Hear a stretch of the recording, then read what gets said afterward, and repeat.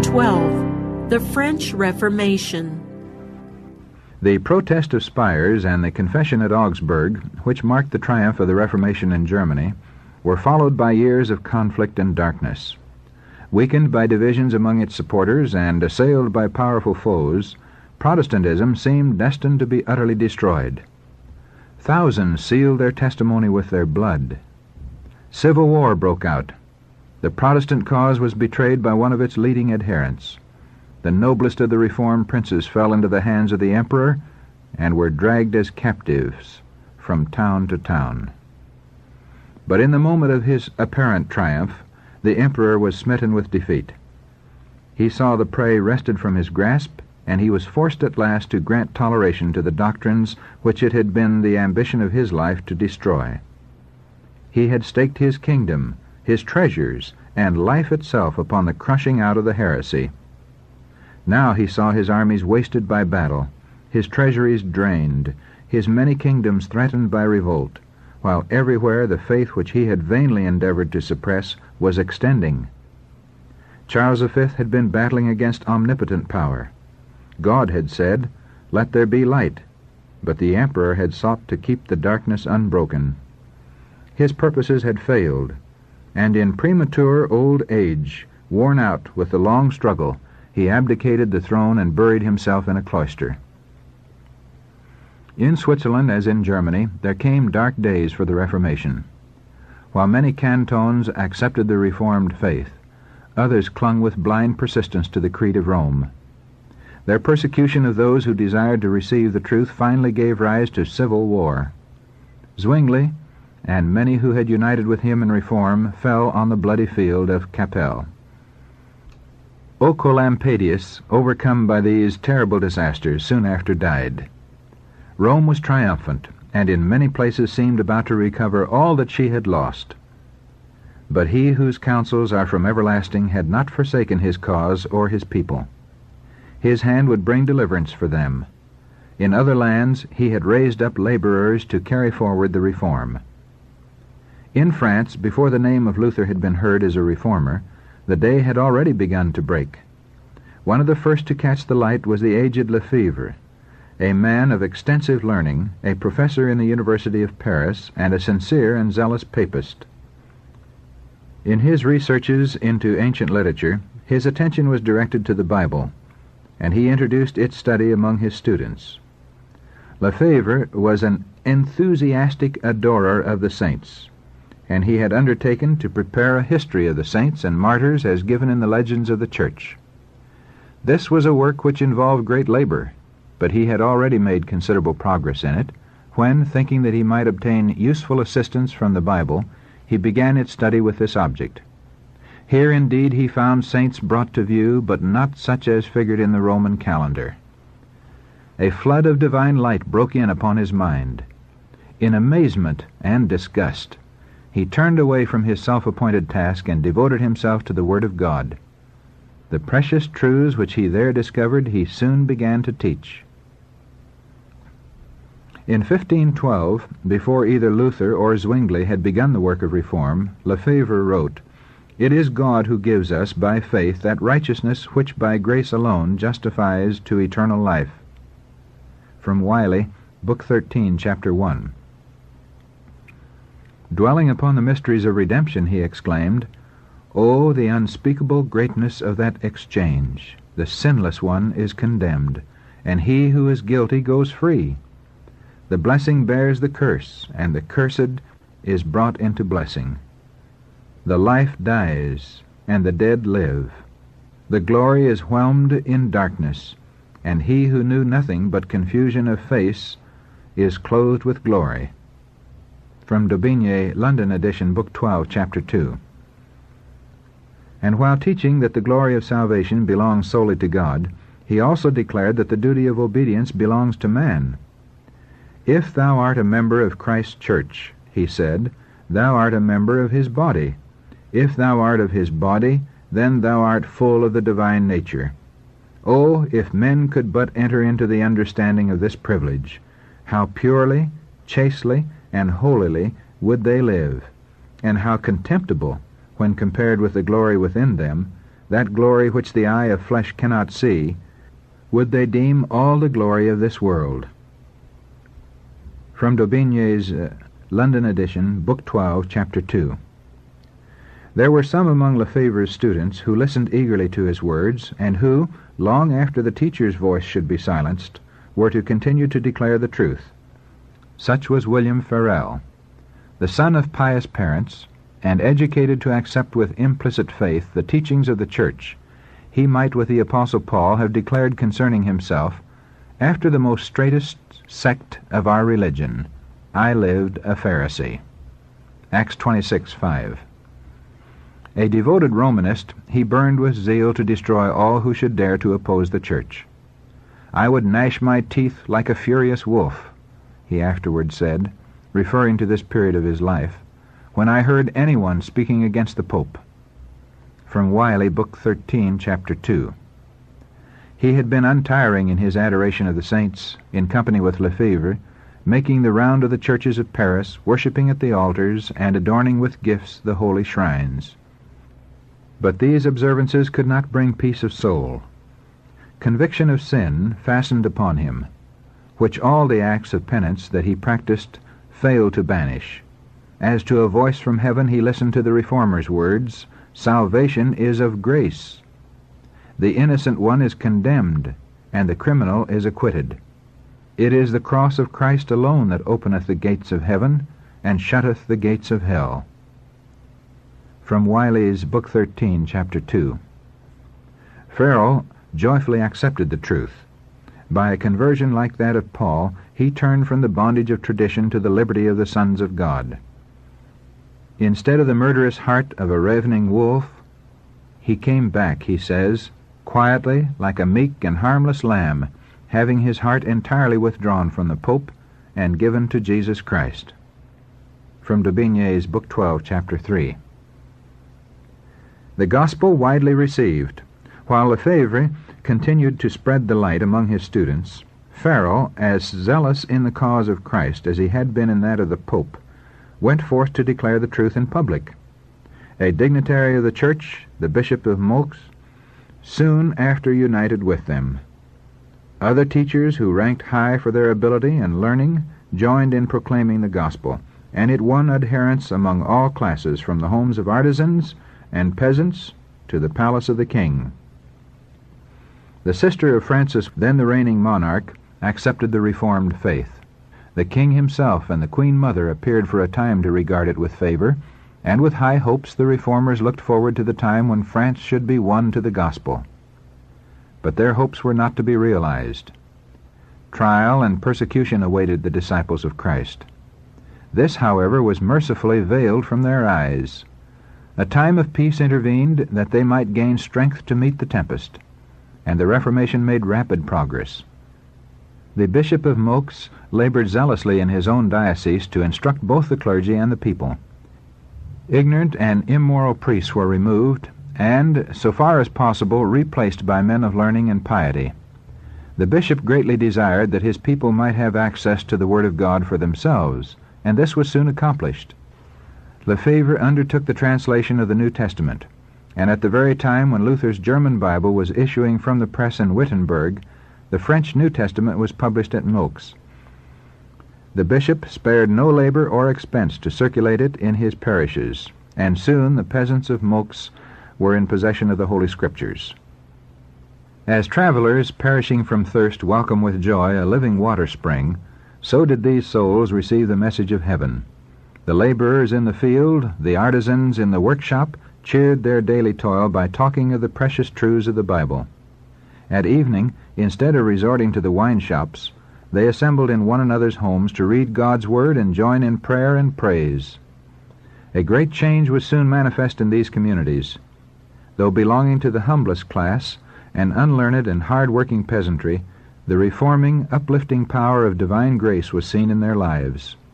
Humble, loving, and holy, they stood as witnesses to what the gospel will accomplish for those who receive it in sincerity. The light kindled at Meaux shed its beams afar. Every day the number of converts was increasing. The rage of the hierarchy was for a time held in check by the king, who despised the narrow bigotry of the monks, but the papal leaders finally prevailed. Now the stake was set up. The Bishop of Meaux, forced to choose between the fire and recantation, accepted the easier path. But notwithstanding the leader's fall, his flock remained steadfast. Many witnessed for the truth amid the flames. By their courage and fidelity at the stake, these humble Christians spoke to thousands who in days of peace had never heard their testimony. It was not alone the humble and the poor that amid suffering and scorn dared to bear witness for Christ. In the lordly halls of the castle and the palace there were kingly souls by whom truth was valued above wealth or rank or even life. Kingly armor concealed a loftier and more steadfast spirit than did the bishop's robe and mitre. Louis de Berquin was of noble birth. A brave and courtly knight, he was devoted to study, polished in manners, and of blameless morals. He was, says a writer, a great follower of the papistical constitutions, and a great hearer of masses and sermons. And he crowned all his other virtues by holding Lutheranism in special abhorrence. But, like so many others providentially guided to the Bible, he was amazed to find there not the doctrines of Rome, but the doctrines of Luther. From Wiley's Book 13, Chapter 9. Henceforth he gave himself with entire devotion to the cause of the gospel.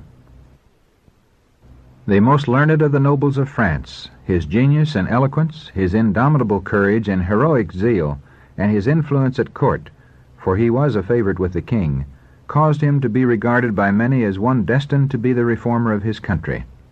Said Beza, Berquin would have been a second Luther had he found in Francis I a second elector. He is worse than Luther, cried the papists. From Wiley's Book 13, Chapter 9.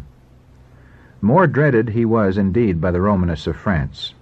They thrust him into prison as a heretic, but he was set at liberty by the king. For years the struggle continued. Francis, wavering between Rome and the Reformation, alternately tolerated and restrained the fierce zeal of the monks.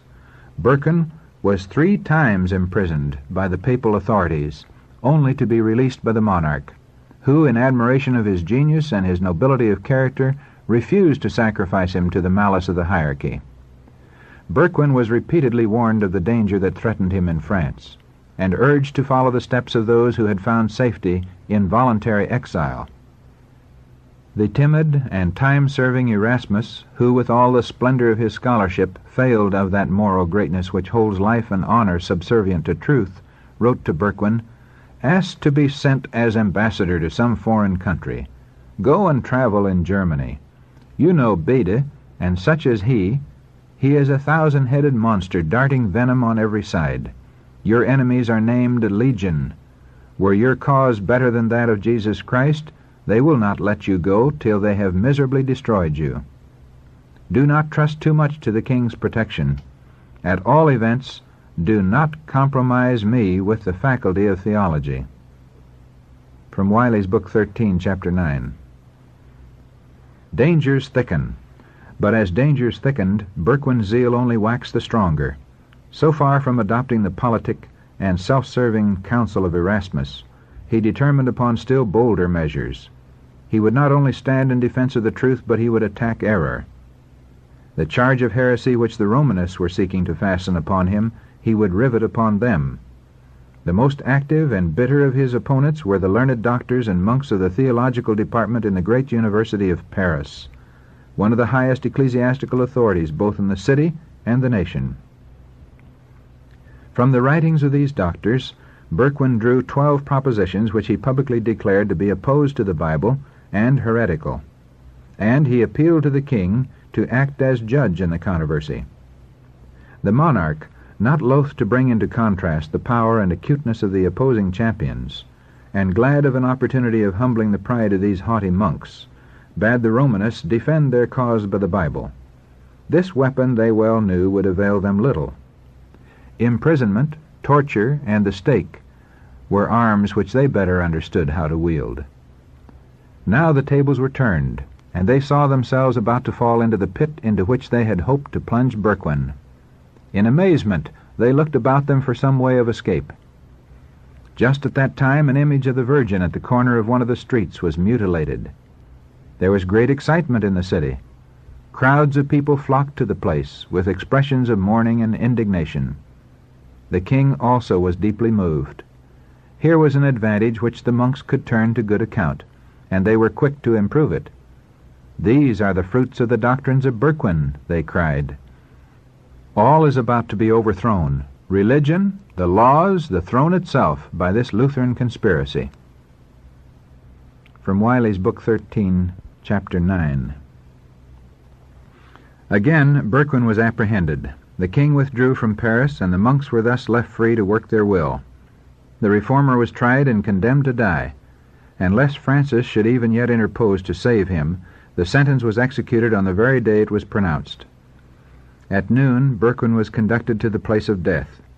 An immense throng gathered to witness the event, and there were many who saw with astonishment and misgiving that the victim had been chosen from the best and bravest of the noble families of France. Amazement, indignation, scorn, and bitter hatred darkened the faces of that surging crowd. But upon one face no shadow rested. The martyr's thoughts were far from that scene of tumult. He was conscious only of the presence of his Lord. Berquin silenced. The wretched tumbrel upon which he rode, the frowning faces of his persecutors, the dreadful death to which he was going, these he heeded not. He who liveth and was dead, and is alive forevermore, and hath the keys of death and of hell, was beside him. Berquin's countenance was radiant with the light and peace of heaven. He had attired himself in goodly raiment, wearing a cloak of velvet, a doublet of satin and damask, and golden hose. From Daubigny's History of the Reformation in Europe in the Time of Calvin, Book 2, Chapter 16. He was about to testify to his faith in the presence of the King of Kings and the witnessing universe, and no token of mourning should belie his joy. As the procession moved slowly through the crowded streets, the people marked with wonder the unclouded peace, the joyous triumph of his look and bearing. "He is," they said, "like one who sits in a temple and meditates on holy things." From Wiley's Book 13, Chapter 9. At the stake, Berquin endeavored to address a few words to the people. But the monks, fearing the result, began to shout, and the soldiers to clash their arms, and their clamor drowned the martyr's voice. Thus, in 1529, the highest literary and ecclesiastical authority of cultured Paris set the populace of 1793 the base example of stifling on the scaffold the sacred words of the dying. From Wiley's Book 13, Chapter 9. Berquin was strangled, and his body was consumed in the flames. The tidings of his death caused sorrow to the friends of the Reformation throughout France, but his example was not lost. "We too are ready," said the witnesses for the truth, "to meet death cheerfully, setting our eyes on the life that is to come." From Daubigny's History of the Reformation in Europe in the Time of Calvin, Book 2, Chapter 16. During the persecution at Meaux, the teachers of the Reformed faith were deprived of their license to preach, and they departed to other fields. Lefebvre, after a time, made his way to Germany. Farel returned to his native town in eastern France to spread the light in the home of his childhood. Already tidings had been received of what was going on at Meaux, and the truth, which he taught with fearless zeal, found listeners. Soon the authorities were roused to silence him, and he was banished from the city. Though he could no longer labor publicly, he traversed the plains and villages, teaching in the private dwellings and in secluded meadows, and finding shelter in the forests and among the rocky caverns which had been his haunts in boyhood. God was preparing him for greater trials. "The crosses, persecutions, and machinations of Satan, of which I was forewarned and have not been wanting," he said, "they are even much severer than I could have borne of myself. But God is my Father. He has provided and always will provide me the strength which I require." From Daubigny's History of the Reformation of the 16th Century, Book 12, Chapter 9. As in apostolic days, persecution had fallen out rather unto the furtherance of the gospel. Philippians 1:12. Driven from Paris and Meaux, they that were scattered abroad went everywhere preaching the word. Acts 8:4. And thus the light found its way into many of the remote provinces of France. God was still preparing workers to extend his cause. In one of the schools of Paris was a thoughtful, quiet youth, already giving evidence of a powerful and penetrating mind, and no less marked for the blamelessness of his life than for intellectual ardor and religious devotion.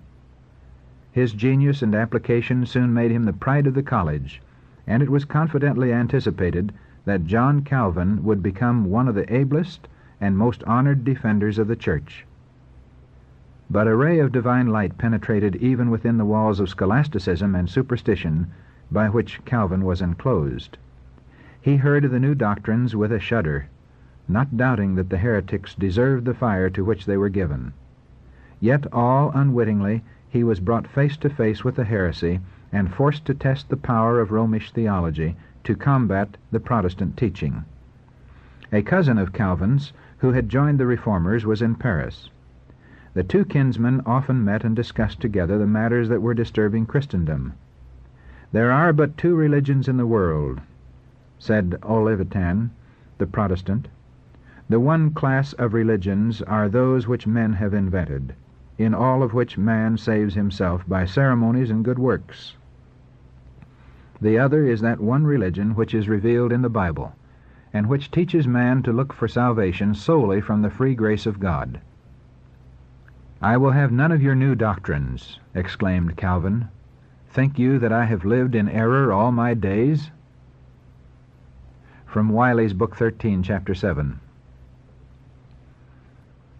But thoughts had been awakened in his mind which he could not banish at will. Alone in his chamber he pondered upon his cousin's words. Conviction of sin fastened upon him. He saw himself without an intercessor, in the presence of a holy and just judge. The mediation of saints, good works, the ceremonies of the Church, all were powerless to atone for sin. He could see before him nothing but the blackness of eternal despair. In vain the doctors of the Church endeavored to relieve his woe. Confession, penance, were resorted to in vain. They could not reconcile the soul with God. While still engaged in these fruitless struggles, Calvin, chancing one day to visit one of the public squares, witnessed there the burning of a heretic. He was filled with wonder at the expression of peace which rested upon the martyr's countenance. Amid the tortures of that dreadful death, and under the more terrible condemnation of the Church, he manifested a faith and courage which the young student painfully contrasted with his own despair and darkness, while living in strictest obedience to the Church. Upon the Bible, he knew, the heretics rested their faith. He determined to study it, and discover, if he could, the secret of their joy. In the Bible he found Christ. "O Father," he cried, "his sacrifice has appeased thy wrath. His blood has washed away my impurities. His cross has borne my curse. His death has atoned for me. We had devised for ourselves many useless follies, but thou hast placed thy word before me like a torch, and thou hast touched my heart, in order that I may hold in abomination all other merits save those of Jesus." From Martin, Volume 3, Chapter 13. Calvin had been educated for the priesthood. When only 12 years of age, he had been appointed to the chaplaincy of a small church, and his head had been shorn by the bishop in accordance with the canon of the church. He did not receive consecration, nor did he fulfill the duties of a priest, but he became a member of the clergy, holding the title of his office, and receiving an allowance in consideration thereof. Now, feeling that he could never become a priest, he turned for a time to the study of law, but finally abandoned this purpose and determined to devote his life to the gospel. But he hesitated to become a public teacher. He was naturally timid, and was burdened with a sense of the weighty responsibility of the position, and he desired still to devote himself to study. The earnest entreaties of his friends, however, at last won his consent. "Wonderful it is," he said, "that one of so lowly an origin should be exalted to so great a dignity." From Wiley, Book 13, Chapter 9. Quietly did Calvin enter upon his work, and his words were as the dew falling to refresh the earth. He had left Paris and was now in a provincial town under the protection of the Princess Margaret, who, loving the gospel, extended her protection to its disciples. Calvin was still a youth, of gentle, unpretentious bearing. His work began with the people at their homes. Surrounded by the members of the household, he read the Bible and opened the truths of salvation. Those who heard the message carried the good news to others, and soon the teacher passed beyond the city to the outlying towns and hamlets. To both the castle and the cabin he found entrance, and he went forward, laying the foundation of churches that were to yield fearless witness for the truth. A few months, and he was again in Paris. There was unwonted agitation in the circle of learned men and scholars. The study of the ancient languages had led men to the Bible, and many whose hearts were untouched by its truths were eagerly discussing them and even giving battle to the champions of Romanism. Calvin, though an able combatant in the fields of theological controversy, had a higher mission to accomplish than that of these noisy schoolmen. The minds of men were stirred, and now was the time to open to them the truth. While the halls of the universities were filled with the clamor of theological disputation, Calvin was making his way from house to house, opening the Bible to the people, and speaking to them of Christ and Him crucified. In God's providence, Paris was to receive another invitation to accept the gospel. The call of Lefebvre and Farel had been rejected, but again the message was to be heard by all classes in that great capital. The king, influenced by political considerations, had not yet fully sided with Rome against the Reformation. Margaret still clung to the hope that Protestantism was to triumph in France. She resolved that the Reformed faith should be preached in Paris. During the absence of the king, she ordered a Protestant minister to preach in the churches of the city. This being forbidden by the papal dignitaries, the princess threw open the palace.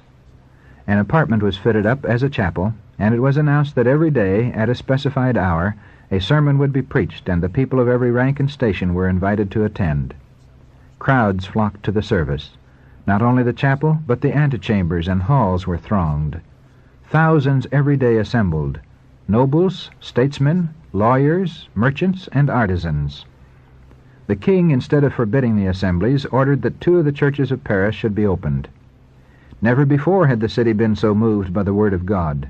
The spirit of life from heaven seemed to be breathed upon the people. Temperance, purity, order, and industry were taking the place of drunkenness, licentiousness, strife, and idleness. But the hierarchy were not idle. The king still refused to interfere to stop the preaching, and they turned to the populace. No means were spared to excite the fears, the prejudices, and the fanaticism of the ignorant and superstitious multitude. Yielding blindly to her false teachers, Paris, like Jerusalem of old, knew not the time of her visitation, nor the things which belonged unto her peace. For 2 years the word of God was preached in the capital, but while there were many who accepted the gospel, the majority of the people rejected it. Francis had made a show of toleration merely to serve his own purposes, and the papists succeeded in regaining the ascendancy. Again the churches were closed and the stake was set up. Calvin was still in Paris, preparing himself by study, meditation, and prayer for his future labors, and continuing to spread the light. At last, however, suspicion fastened upon him. The authorities determined to bring him to the flames. Regarding himself as secure in his seclusion, he had no thought of danger. When friends came hurrying to his room with the news that officers were on their way to arrest him. At that instant, a loud knocking was heard at the outer entrance. There was not a moment to be lost. Some of his friends detained the officers at the door, while others assisted the reformer to let himself down from a window, and he rapidly made his way to the outskirts of the city. Finding shelter in the cottage of a laborer, who was a friend to the reform, he disguised himself in the garments of his host, and shouldering a hoe, started on his journey. Traveling southward, he again found refuge in the dominions of Margaret. See Daubigny's History of the Reformation in Europe in the Time of Calvin, Book 2, Chapter 30. Here for a few months he remained, safe under the protection of powerful friends and engaged as before in study. But his heart was set upon the evangelization of France, and he could not long remain inactive.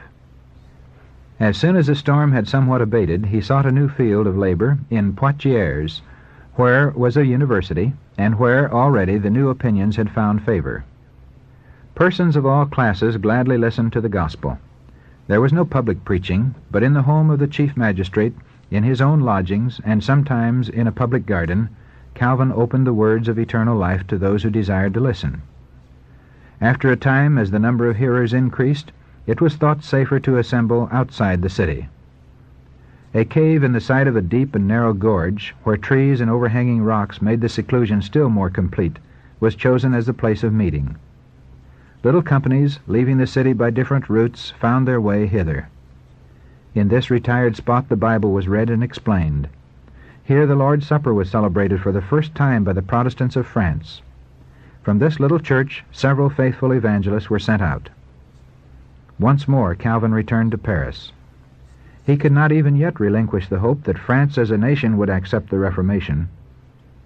But he found almost every door of labor closed. To teach the gospel was to take the direct road to the stake, and he at last determined to depart to Germany. Scarcely had he left France when a storm burst over the Protestants that, had he remained, must surely have involved him in the general ruin. The French reformers, eager to see their country keeping pace with Germany and Switzerland, determined to strike a bold blow against the superstitions of Rome that should arouse the whole nation. Accordingly, placards attacking the Mass were in one night posted all over France. Instead of advancing the reform, this zealous but ill-judged movement brought ruin not only upon its propagators, but upon the friends of the Reformed faith throughout France.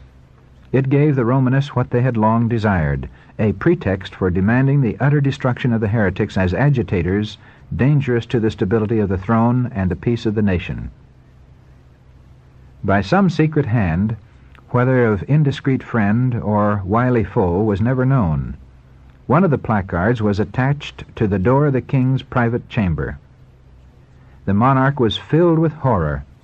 In this paper, superstitions that had received the veneration of ages were attacked with an unsparing hand, and the unexampled boldness of obtruding these plain and startling utterances into the royal presence aroused the wrath of the king.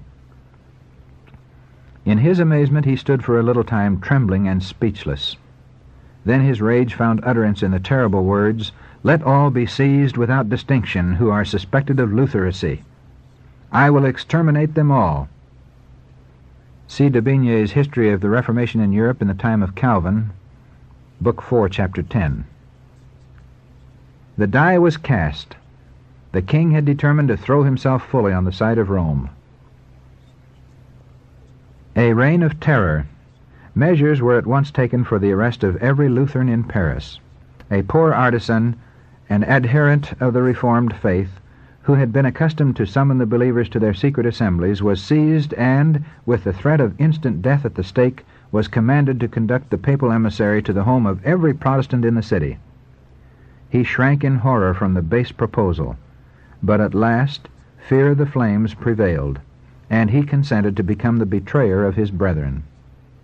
Preceded by the host, and surrounded by a train of priests, incense-bearers, monks, and soldiers, Morin, the royal detective, with the traitor, slowly and silently passed through the streets of the city. The demonstration was ostensibly in honor of the Holy Sacrament, an act of expiation for the insult put upon the Mass by the protesters. But beneath this pageant a deadly purpose was concealed. On arriving opposite the house of a Lutheran, the betrayer made a sign, but no word was uttered. The procession halted, the house was entered, the family were dragged forth and chained, and the terrible company went forward in search of fresh victims. They spared no house, great or small, not even the colleges of the University of Paris. Morin made all the city quake. It was a reign of terror. From D'Aubigné's History of the Reformation in Europe in the Time of Calvin, Book 4, Chapter 10. The victims were put to death with cruel torture, it being specially ordered that the fire should be lowered in order to prolong their agony. But they died as conquerors. Their constancy was unshaken, their peace unclouded. Their persecutors, powerless to move their inflexible firmness, felt themselves defeated.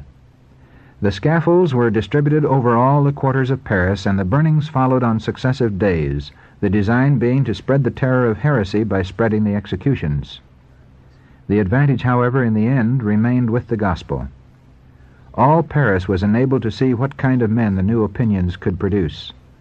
There was no pulpit like the martyrs' pile.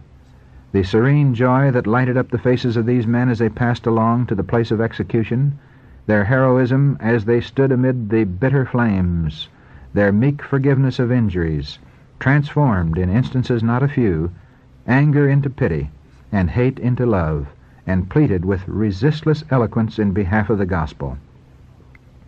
From Wiley's Book 13, Chapter 20. The priests, bent upon keeping the popular fury at its height, circulated the most terrible accusations against the Protestants. They were charged with plotting to massacre the Catholics, to overthrow the government, and to murder the king. Not a shadow of evidence could be produced in support of the allegations. These prophecies of evil were to have a fulfillment, under far different circumstances, however, and from causes of an opposite character. The cruelties that were inflicted upon the innocent Protestants by the Catholics accumulated in a weight of retribution, and in after centuries brought the very doom they had predicted to be impending upon the king, his government, and his subjects. But it was brought about by infidels and by the papists themselves. It was not the establishment, but the suppression of Protestantism that 300 years later was to bring upon France these dire calamities. Suspicion, distrust, and terror now pervaded all classes of society. Amid the general alarm, it was seen how deep a hold the Lutheran teaching had gained upon the minds of men who stood highest for education, influence, and excellence of character. Positions of trust and honor were suddenly found vacant. Artisans, printers, scholars, professors in the universities, authors, and even courtiers disappeared. Hundreds fled from Paris, self-constituted exiles from their native land, in many cases thus giving the first intimation that they favored the Reformed faith. The papists looked about them in amazement at the thought of the unsuspected heretics that had been tolerated among them. Their rage spent itself upon the multitudes of humbler victims who were within their power. The prisons were crowded, and the very air seemed darkened with the smoke of burning piles kindled for the confessors of the gospel. Francis I had gloried in being a leader in the great movement for the revival of learning which marked the opening of the 16th century. He had delighted to gather at his court men of letters from every country. To his love of learning and his contempt for the ignorance and superstition of the monks was due, in part at least, the degree of toleration that had been granted to the reform. But, inspired with zeal to stamp out heresy, this patron of learning issued an edict declaring printing abolished all over France. Francis I presents one among the many examples of record showing that intellectual culture is not a safeguard against religious intolerance and persecution. France, by a solemn and public ceremony, was to commit herself fully to the destruction of Protestantism. The priests demanded that the affront offered to high heaven in the condemnation of the Mass be expiated in blood, and that the king, in behalf of his people, publicly give his sanction to the dreadful work. The 21st of January, 1535, was fixed upon for the awful ceremony. The superstitious fears and bigoted hatred of the whole nation had been roused. Paris was thronged with the multitudes that from all the surrounding country crowded her streets. The day was to be ushered in by a vast and imposing procession. The houses along the line of march were hung with mourning drapery, and altars rose at intervals. Before every door was a lighted torch in honor of the Holy Sacrament. Before daybreak, the procession formed at the palace of the king. First came the banners and crosses of the several parishes. Next appeared the citizens, walking two and two and bearing torches. The 4 orders of friars followed, each in its own peculiar dress. Then came a vast collection of famous relics. Following these rode lordly ecclesiastics in their purple and scarlet robes and jeweled adornings, a gorgeous and glittering array. The host was carried by the Bishop of Paris under a magnificent canopy, supported by 4 princes of the blood. After the host walked the king. Francis I on that day wore no crown, nor robe of state. With head uncovered, his eyes cast on the ground, and in his hand a lighted taper, the King of France appeared in the character of a penitent. From Wiley's Book 13, Chapter 21. At every altar he bowed down in humiliation, not for the vices that defiled his soul, nor the innocent blood that stained his hands, but for the deadly sin of his subjects who had dared to condemn the Mass. Following him came the Queen and the dignitaries of state, also walking 2 and 2, each with a lighted torch. As a part of the services of the day, the monarch himself addressed the high officials of the kingdom in the great hall of the bishop's palace. With a sorrowful countenance he appeared before them, and in words of moving eloquence bewailed the crime, the blasphemy, the day of sorrow and disgrace that had come upon the nation. And he called upon every loyal subject to aid in the extirpation of the pestilent heresy that threatened France with ruin. "As true, messieurs, as I am your king," he said, "if I knew one of my own limbs spotted or infected with this detestable rottenness, I would give it you to cut off. And further, if I saw one of my children defiled by it, I would not spare him. I would deliver him up myself, and would sacrifice him to God." Tears choked his utterance, and the whole assembly wept, with one accord exclaiming, "We will live and die for the Catholic religion." This is from Daubigny's History of the Reformation in Europe in the Time of Calvin, Book 4, Chapter 12. Terrible had become the darkness of the nation that had rejected the light of truth. The grace that bringeth salvation had appeared, but France, after beholding its power and holiness, after thousands had been drawn by its divine beauty, after cities and hamlets had been illuminated by its radiance, had turned away, choosing darkness rather than light. They had put from them the heavenly gift when it was offered them. They had called evil good, and good evil, till they had fallen victims to their willful self-deception. Now, though they might actually believe that they were doing God service and persecuting his people, yet their sincerity did not render them guiltless. The light that would have saved them from deception, from staining their souls with blood guiltiness, they had willfully rejected. A solemn oath to extirpate heresy was taken in the great cathedral where, nearly 3 centuries later, the goddess of reason was to be enthroned by a nation that had forgotten the living God. Again the procession formed, and the representatives of France set out to begin the work which they had sworn to do. At short distances, scaffolds had been erected, on which certain Protestant Christians were to be burned alive, and it was arranged that the faggots should be lighted at the moment the king approached, and that the procession should halt to witness the execution. From Wiley's Book 13, Chapter 21. The details of the tortures endured by these witnesses for Christ are too harrowing for recital, but there was no wavering on the part of the victims. On being urged to recant, one answered, "I only believe in what the prophets and the apostles formerly preached, and what all the company of saints believed. My faith has a confidence in God which will resist all the powers of hell."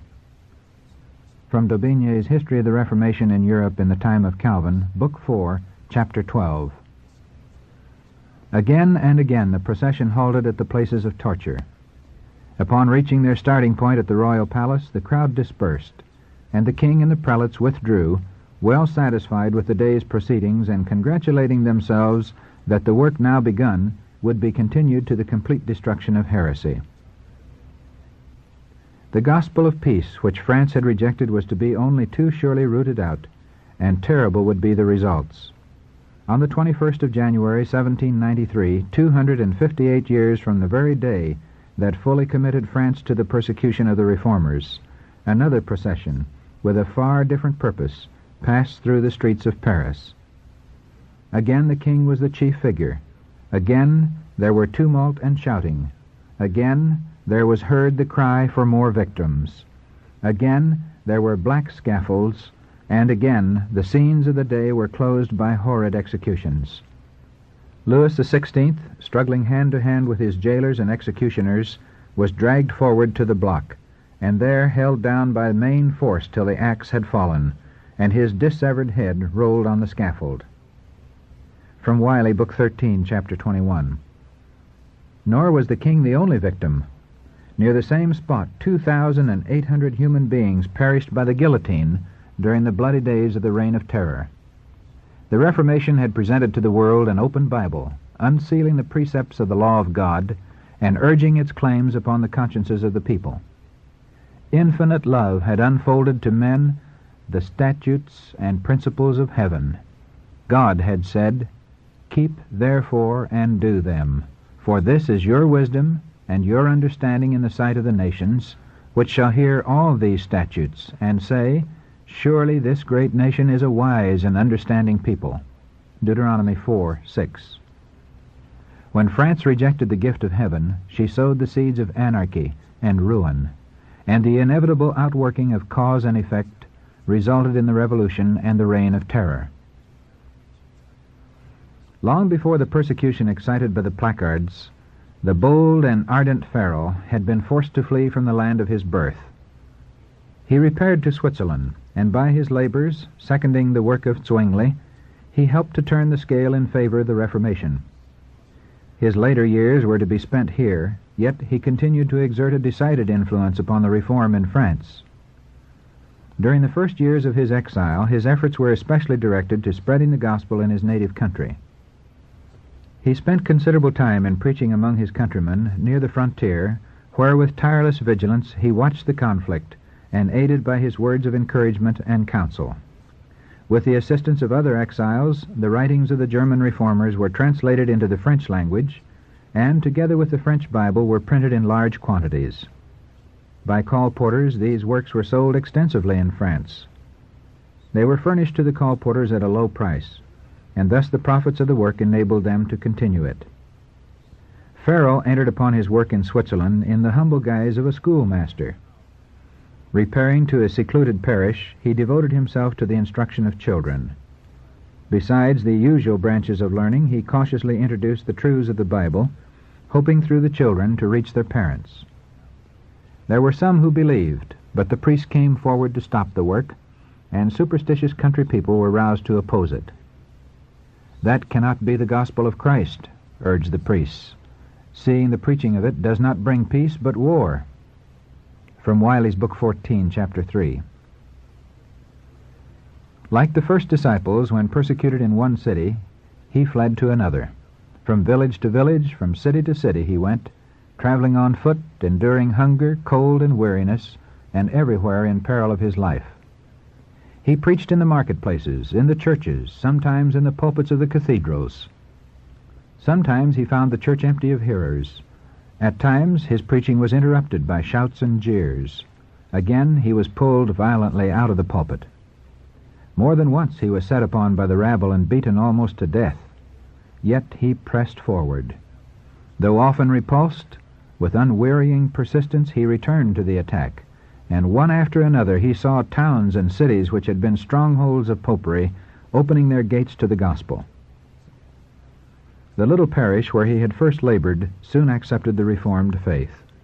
The cities of Morat and Neuchâtel also renounced the Romish rites and removed the idolatrous images from their churches. Farel had long desired to plant the Protestant standard in Geneva. If this city could be won, it would be a center for the Reformation in France, in Switzerland, and in Italy. With this object before him, he had continued his labors until many of the surrounding towns and hamlets had been gained. Then, with a single companion, he entered Geneva. But only 2 sermons was he permitted to preach. The priests, having vainly endeavored to secure his condemnation by the civil authorities, summoned him before an ecclesiastical council, to which they came with arms concealed under their robes, determined to take his life. Outside the hall, a furious mob with clubs and swords was gathered to make sure of his death if he should succeed in escaping the council. The presence of magistrates and an armed force, however, saved him. Early next morning he was conducted with his companion across the lake to a place of safety. Thus ended his first effort to evangelize Geneva. For the next trial, a lowlier instrument was chosen, a young man so humble in appearance that he was coldly treated even by the professed friends of reform. But what could such a one do where Farel had been rejected? How could one of little courage and experience withstand the tempest before which the strongest and bravest had been forced to flee? "Not by might nor by power, but by my Spirit, saith the Lord." Zechariah 4, verse 6. God hath chosen the weak things of the world to confound the things which are mighty, because the foolishness of God is wiser than men, and the weakness of God is stronger than men. 1 Corinthians chapter 1, verses 27 and 25. Froment began his work as a schoolmaster. The truths which he taught the children at school they repeated at their homes. Soon the parents came to hear the Bible explained, until the schoolroom was filled with attentive listeners. New Testaments and tracts were freely distributed, and they reached many who dared not come openly to listen to the new doctrines.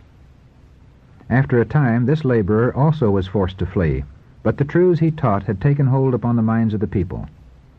The Reformation had been planted, and it continued to strengthen and extend. The preachers returned, and through their labors the Protestant worship was finally established in Geneva. The city had already declared for the Reformation when Calvin, after various wanderings and vicissitudes, entered its gates. Returning from a last visit to his birthplace, he was on his way to Basel when, finding the direct road occupied by the armies of Charles V, he was forced to take the circuitous route by Geneva. In this visit, Farel recognized the hand of God. Though Geneva had accepted the Reformed faith, yet a great work remained to be accomplished here. It is not as communities, but as individuals that men are converted to God. The work of regeneration must be wrought in the heart and conscience by the power of the Holy Spirit, not by the decrees of councils. While the people of Geneva had cast off the authority of Rome, they were not so ready to renounce the vices that had flourished under her rule. To establish here the pure principles of the gospel and to prepare this people to fill worthily the position to which Providence seemed calling them were not light tasks. Farel was confident that he had found in Calvin one whom he could unite with himself in this work. In the name of God he solemnly adjured the young evangelist to remain and labor here. Calvin drew back in alarm. Timid and peace-loving, he shrank from contact with the bold, independent, and even violent spirit of the Genevese.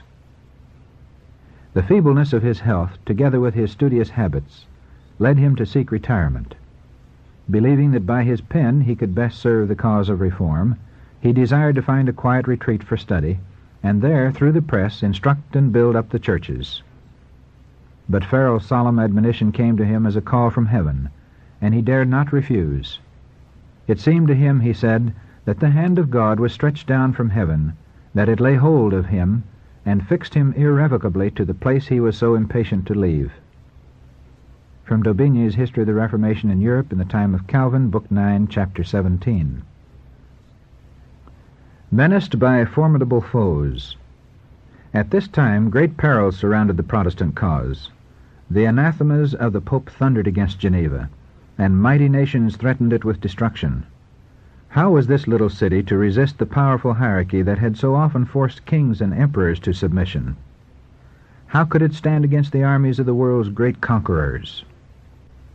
Throughout Christendom, Protestantism was menaced by formidable foes. The first triumphs of the Reformation past, Rome summoned new forces, hoping to accomplish its destruction. At this time, the order of the Jesuits was created, the most cruel, unscrupulous, and powerful of all the champions of popery. Cut off from earthly ties and human interests, dead to the claims of natural affection, reason and conscience wholly silenced, they knew no rule, no tie, but that of their order, and no duty but to extend its power. The gospel of Christ had enabled its adherents to meet danger and endure suffering, undismayed by cold, hunger, toil, and poverty, to uphold the banner of truth in face of the rack, the dungeon, and the stake. To combat these forces, Jesuitism inspired its followers with a fanaticism that enabled them to endure like dangers, and to oppose to the power of truth all the weapons of deception. There was no crime too great for them to commit, no deception too base for them to practice, no disguise too difficult for them to assume. Vowed to perpetual poverty and humility, it was their studied aim to secure wealth and power, to be devoted to the overthrow of Protestantism and the re-establishment of the papal supremacy. When appearing as members of their order, they wore a garb of sanctity, visiting prisons and hospitals, ministering to the sick and the poor, professing to have renounced the world, and bearing the sacred name of Jesus, who went about doing good. But under this blameless exterior, the most criminal and deadly purposes were often concealed. It was a fundamental principle of the order that the end justifies the means. By this code, lying, theft, perjury, assassination were not only pardonable, but commendable, when they served the interests of the Church. Under various disguises, the Jesuits worked their way into offices of state, climbing up to be the counselors of kings and shaping the policy of nations. They became servants to act as spies upon their masters. They established colleges for the sons of princes and nobles and schools for the common people, and the children of Protestant parents were drawn into an observance of popish rites. All the outward pomp and display of the Romish worship was brought to bear to confuse the mind and dazzle and captivate the imagination, and thus the liberty for which the fathers had toiled and bled was betrayed by the sons. The Jesuits rapidly spread themselves over Europe, and wherever they went, there followed a revival of popery. To give them greater power, a bull was issued re-establishing the Inquisition. Notwithstanding the general abhorrence with which it was regarded, even in Catholic countries, this terrible tribunal was again set up by popish rulers, and atrocities too terrible to bear the light of day were repeated in its secret dungeons. In many countries, thousands upon thousands of the very flower of the nation, the purest and noblest, the most intellectual and highly educated, pious and devoted pastors, industrious and patriotic citizens, brilliant scholars, talented artists, skillful artisans, were slain or forced to flee to other lands. Such were the means which Rome had invoked to quench the light of the Reformation, to withdraw from men the Bible, and to restore the ignorance and superstition of the Dark Ages. But under God's blessing, and the labors of those noble men whom he had raised up to succeed Luther, Protestantism was not overthrown. Not to the favor or arms of princes was it to owe its strength. The smallest countries, the humblest and least powerful nations, became its strongholds. It was little Geneva in the midst of mighty foes plotting her destruction. It was Holland on her sandbanks by the northern sea wrestling against the tyranny of Spain, then the greatest and most opulent of kingdoms. It was bleak, sterile Sweden that gained victories for the Reformation. For nearly 30 years Calvin labored at Geneva, first to establish there a church adhering to the morality of the Bible, and then for the advancement of the Reformation throughout Europe. His course as a public leader was not faultless, nor were his doctrines free from error. But he was instrumental in promulgating truths that were of special importance in his time, in maintaining the principles of Protestantism against the fast-returning tide of popery, and in promoting in the Reformed churches simplicity and purity of life, in place of the pride and corruption fostered under the Romish teaching. From Geneva, publications and teachers went out to spread the Reformed doctrines. To this point, the persecuted of all lands looked for instruction, counsel, and encouragement. The city of Calvin became a refuge for the hunted reformers of all Western Europe. Fleeing from the awful tempests that continued for centuries, the fugitives came to the gates of Geneva. Starving, wounded, bereft of home and kindred, they were warmly welcomed and tenderly cared for, and finding a home here, they blessed the city of their adoption by their skill, their learning, and their piety. Many who sought here a refuge returned to their own countries to resist the tyranny of Rome. John Knox, the brave Scotch reformer, not a few of the English Puritans, the Protestants of Holland and of Spain, the Huguenots of France, carried from Geneva the torch of truth to lighten the darkness of their native lands.